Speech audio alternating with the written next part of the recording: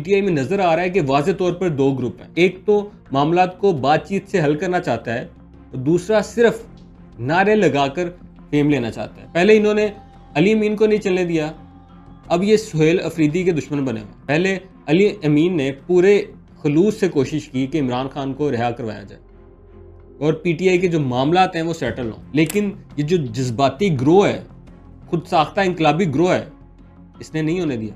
अब जब सुहेल अफरीदी आए हैं और ये कोई कोशिश करते हैं तो इसके पीछे भी पड़ जाते हैं। मसला ये है कि जो भी डी एस्केलेशन की तरफ जाने की कोशिश करता है ये इसको मुतनाज़िया बना देते हैं, उस पर गद्दार का ठप्पा लगा देते हैं। असल में लगता ऐसा है कि कुछ यूट्यूबर्स और कुछ ख़ास रहनुमा चाहते ही नहीं है कि इमरान खान साहब बाहर आएँ और मामला सेटल हों पीटीआई के, क्योंकि इनका तो चुरन ही बिकना बंद हो जाएगा ना फिर, जिससे इनके डॉलर्स बंद हो जाएंगे।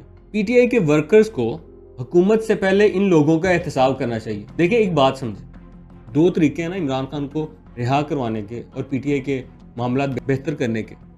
पहला कि कोई बड़ा इंकलाब आ जाए, लाखों लोग पूरे मुल्क से सड़कों पर आके इमरान खान को निकलवा लें, बाहर निकलवा लें, आज़ाद करवा